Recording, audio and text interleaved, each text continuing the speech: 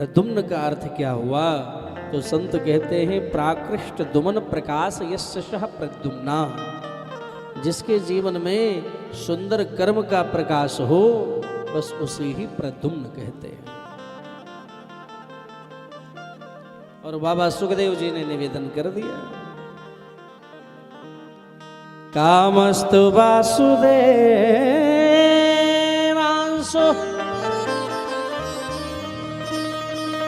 दग्धा प्रागरुद्रमयूना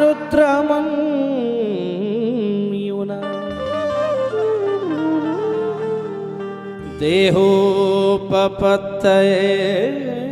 भूयस् तमेवाप्रत्यपद्यत। ये जो प्रद्युम्न जी हैं ये साक्षात कामदेव के अवतार हैं। कामस्तु वासुदेवांशो दग्धा प्राग रुद्रमन्युना। तो इस प्रकार से जन्म हुआ। लेकिन एक बात कहूं, जो व्यक्ति अपने जीवन में जितना स्ट्रगल करता है, ध्यान देना, जितना स्ट्रगल करता है उसके पास दुश्मन की संख्या भी उतनी ही होती है। अगर आप बेकार आदमी हैं, कहीं झोपड़पट्टी में रह रहे हैं, तो आपका कोई विरोध करने वाला नहीं होगा। लेकिन जैसे ही आपने कोई बड़ा बड़ा कार्य किया, कुछ अच्छा प्रोग्रेस किया, तो आपके दुश्मनों की महाराज सुनाई लगती है। तो इस प्रकार से भगवान कृष्ण के पास भी दुश्मनों की कमी नहीं है। यानी बच्चे का जन्म हुआ तो भगवान के एक दुश्मन थे जिनका नाम था समरासुर। तो भगवान यानी प्रद्युम्न जी को आया और प्रसूति का ग्रह से ही उठा लेकर के चला गया। बोले किया क्या? तो ले जाकर के समुद्र में फेंक दिया बच्चे को। एक मछली आई और बच्चे को खा गई। उधर से एक मछुआरा आया और मछली को पकड़ा और पुनः समरासुर के घर में गिफ्ट कर दिया। फिर मछली के पेट से श्री प्रद्युम्न जी बाहर आ गए। और ये प्रद्युम्न जी कौन है मालूम? ये कामदेव के अवतार हैं। क्योंकि जब काम को जला करके भगवान शंकर ने भस्म किया तो काम की धर्म पत्नी का नाम है रति, जोर जोर से रोने लगी, ए महाराज हमारे पति को आपने जला के भस्म कर दिया, अब हम क्या करेंगे? तो भगवान शंकर ने आशीर्वाद दिया कि देखो तुम्हारी भावनाओं का मैं कद्र करता हूं, पर अब मैं कुछ कर नहीं सकता।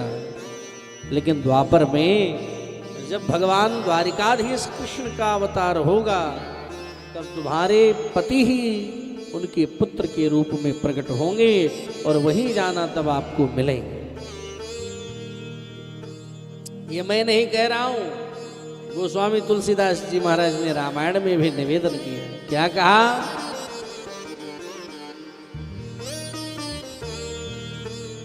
जब यदुवंश कृष्ण अवतारा, जब यदुवंश कृष्ण अवतारा, जब यदुवंश कृष्ण अवतारा, जब यदुवंश कृष्ण अवतारा, होई है हरणी महावही भारा, होई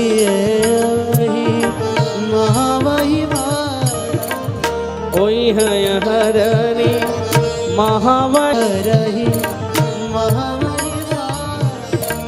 कृष्ण तनया होई है पति तोरा, कृष्ण तनय हुई है पति तोरा, कृष्ण तनय होई है पति तोरा, कृष्ण तनय हुई है पति तोरा, वचन अन्यथा होहि न मोरा, वचन अन्यथा होई है मोरा, वचन अन्यथा होहि न मोरा, बचन अन्यथा होई न मोरा, होई न मोरा, होई न मोरा। होई न मोरा।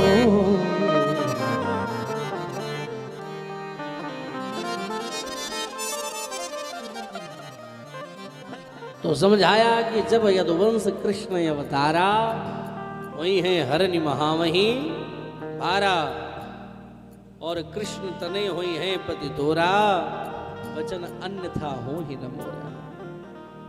तो समरासुर की ही घर में आकर के काम करने लग गई काम की पत्नी रति। किस रूप में? अपने नाम को चेंज करके नाम रख लिया विद्यावती।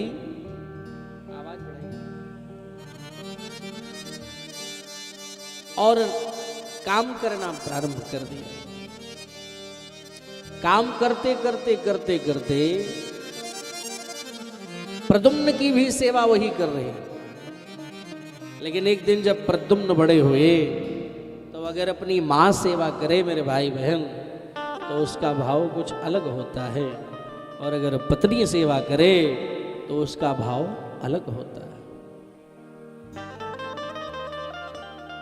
एक दिन अचानक पूछ पड़े महाराज प्रद्युम्न जी विद्यावती से कि देवी आपके हृदय में मातृत्व नहीं दिखाई पड़ रहा है। बोले ऐसा क्यों, क्या दिखाई पड़ रहा है? आप बताइए प्रभु। तो बोल पड़े कि मातृभाव मतिक्रम्य वर्तते कामिनी यथा, वर्तते कामिनी यथा।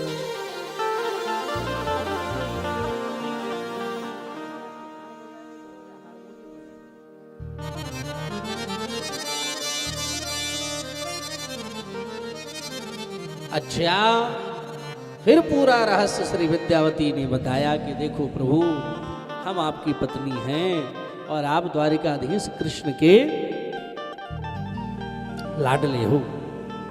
ये बात है? बोले हाँ। बोले ये तो आपका दुश्मन है समरासुर। अच्छा,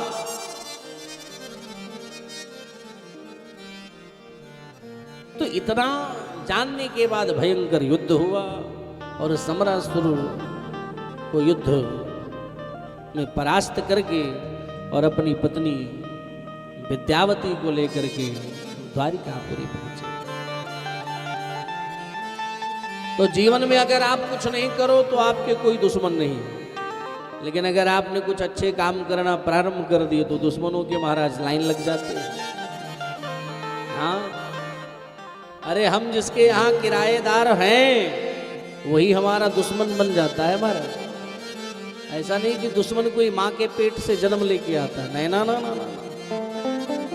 अगर आप किसी के घर में किराएदार रहो, आगे चल कर के उसी के सामने एक बिल्डिंग बनाओ और वही आपका दुश्मन बन जाएगा। यानी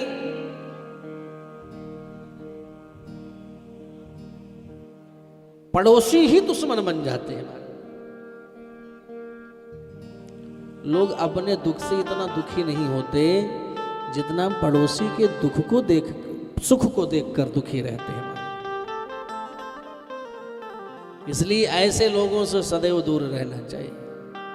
अच्छा, वो हमारे घर पे आके हमारी बड़ी प्रशंसा करते हैं महाराज, अरे आपका काम तो सब बन गया, भगवान की बड़ी कृपा है, लेकिन अंदर अंदर वो जलते रहते हैं। अच्छा, इतनी गर्मी भयंकर पड़ रही है, एक तो जलन है ही है, और फिर भी हम सोचते हैं एक दूसरे को देख करके जो जलन होती है, ये डबल डबल जलन लोग कैसे सहन कर पाते हैं? क्या कारण है भाई?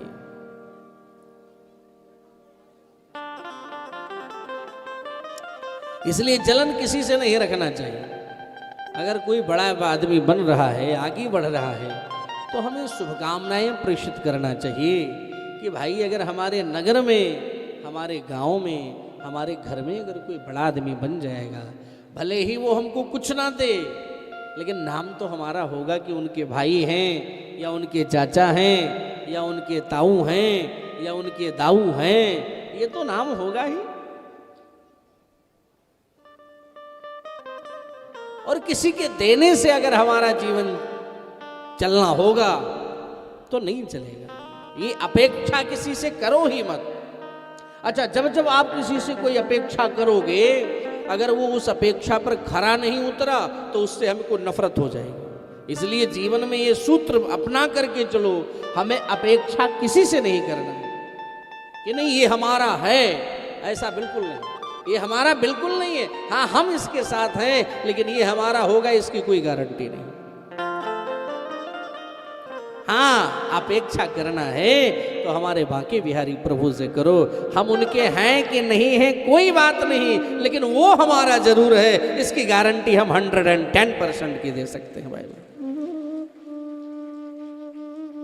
उनसे अपेक्षा करने के लिए हम बोल सकते हैं, लेकिन सांसारिक व्यक्तियों से अपेक्षा की बात आए तो हम तो राम राम कर लेंगे।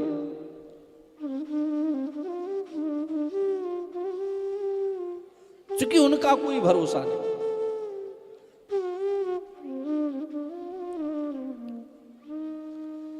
संसार के लोगों से आशा न किया करना, जब कोई न हो अपना, सिया राम कहा करना। इसलिए सांसारिक व्यक्तियों से हमारी कोई अपेक्षा नहीं।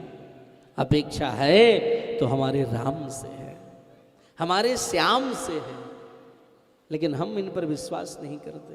दुनिया वालों पे हठात विश्वास करते हैं, अरे ये हमारा है, ये बेटा ये हमारा है, ये पत्नी हमारी है। क्या गारंटी कि पत्नी हमारी है? ये बेटा हमारा है, क्या गारंटी कि ये हमारा ही रहेगा, हमारी सारी बात मानेगा? ऐसा है क्या? नहीं, इतने लोग बैठे हैं, क्या सबके बेटा जितने लोग हैं क्या आपके मोड़ा आपकी सारी बात मानते हैं? नहीं मानते। घर में अपने पापा की एक भी बात नहीं मानेंगे आजकल के बच्चे, और बाहर जाकर के मोबाइल पर ऐसे लंबे लंबे स्टेटस लगाएंगे। आहा, क्या गजब का स्टेटस लगाते हैं दुनिया को दिखाने के लिए। चुल्लू भर पानी में डूब मरो, स्टेटस लगाने से क्रेडिट नहीं बढ़ता है, उस कार्य को करने से तुम्हारा सर ऊंचा होता है मेरे भाई बहन। पापा को बहुत मानते हैं हम, पर पापा की एक नहीं मानते। ऐसे मानने से क्या फायदा? पापा की मानो, बात सारी मान लो पिताजी की, भले ही पापा को ना मानो चलेगा, लेकिन बात तो मानो। केवल स्टेटस लगाने से, मातृ दिवस आया तो वो लंबी लंबी फोटोज माता जी के साथ मम्मी के साथ लोग पोस्ट करेंगे। आहा, ऐसा लगेगा कि वो जो सबसे बड़े भक्त थे माता पिता के, क्या नाम था उनका, श्रवण कुमार, ऐसा लगेगा उनको भी पीछे छोड़ दिए आजकल के बच्चे। क्या गजब का स्टेटस लगाते हैं।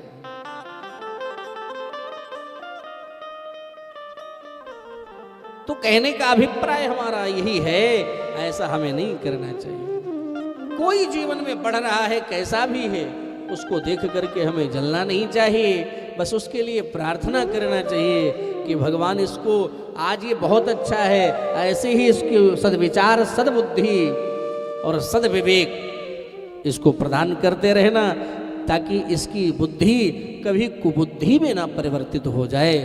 और अगर इसकी बुद्धि कुबुद्धि में परिवर्तित हो जाएगी तो आज जिस मकाम को इसने स्पर्श किया है उस मकाम से अगर गिर गया नीचे तो हमें भी बड़ा कष्ट होगा, क्योंकि कहीं ना कहीं ये हमारा है, हमारे परिवार का है। समाज में बड़ा कमेंट आएगा, बड़ी हंसी होगी। इसलिए हे प्रभु, इसकी बुद्धि को अच्छा रखना, कुबुद्धि में परिवर्तित ना हो, यही प्रार्थना ईश्वर से करना, ना कि उससे जलन कर बैठो, अरे तो महाबेकार आदमी क्यों बढ़ रहा है।